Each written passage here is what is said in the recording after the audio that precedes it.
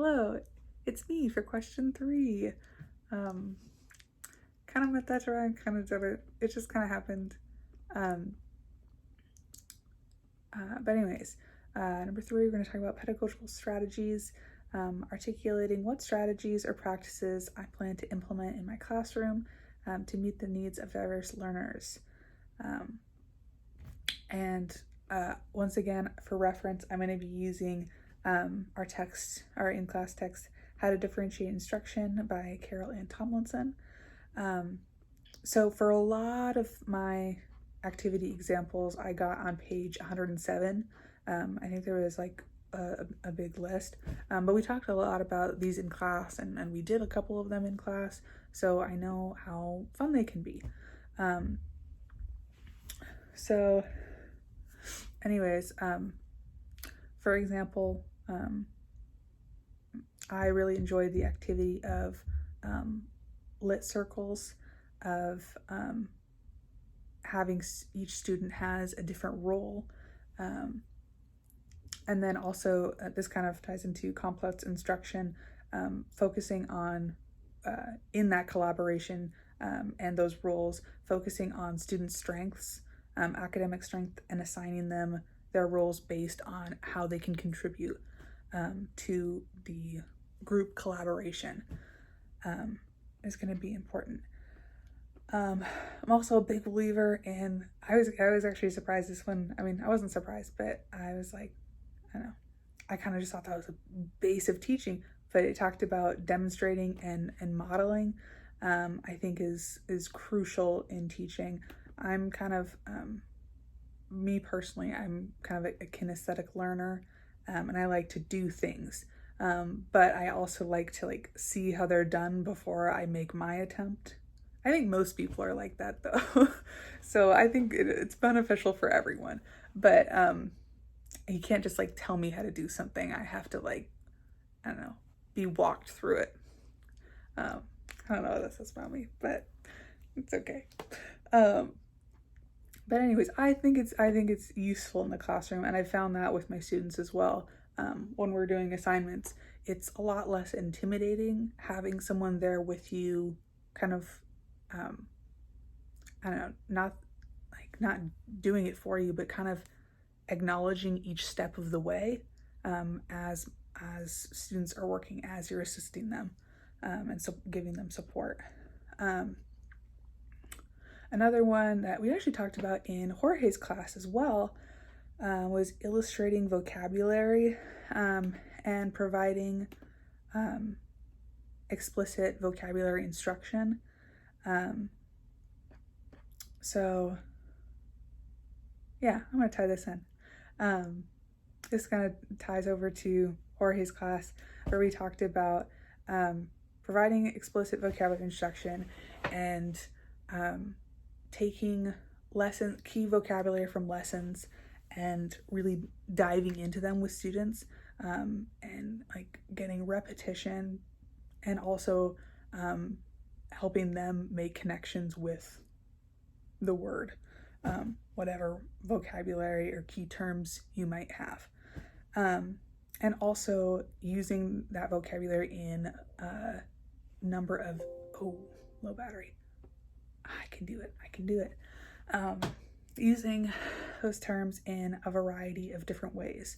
So that looks like using it in a sentence, maybe coming up with a real world example of that word, drawing that word out. So giving students different formats and different ways to demonstrate their understanding. And also varied approaches to organizing ideas, which was on page 118 to 120. Sorry, I'm not giving page numbers for all of these.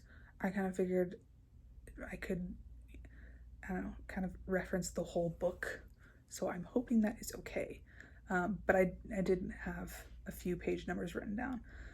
Mostly I was just kind of jotting down ideas. But anyways, utilizing graphic organizers, that's a big one in SPED, helping kids with visuals, and how to plan things out. using word webs, Venn diagrams, basically just coming up with different ways to display information and help kids process in different ways.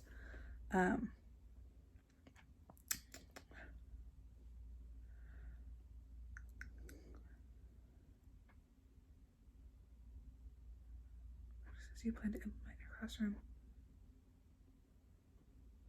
That felt short, but I did cover all of my points. So I guess in conclusion,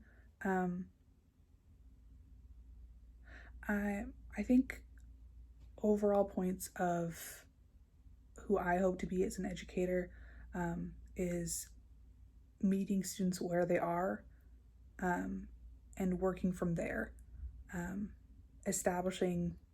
building relationships. I think I've kind of drilled that point into the ground, even with my classroom tips. But I do believe it. I think that's the first key piece of classroom management and building learning partnerships is building a strong foundational relationship with students. And building that trust. Establishing a safe space for students to learn, and also using clear two-way communication, expressing classroom expectations to promote diversity, equity, and inclusion. In terms of supporting my students, I plan to support them by continually learning from them. So also taking the position of not only an educator, but also as a learner. I want to continually learn about my students, what they need,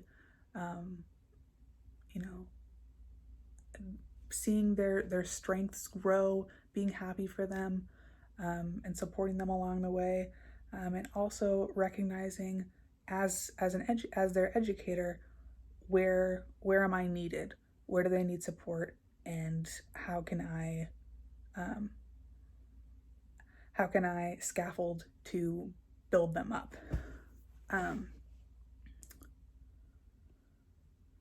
So I think that covers it. Yeah, I hope you enjoyed this video, and I'm sorry that I talk so much.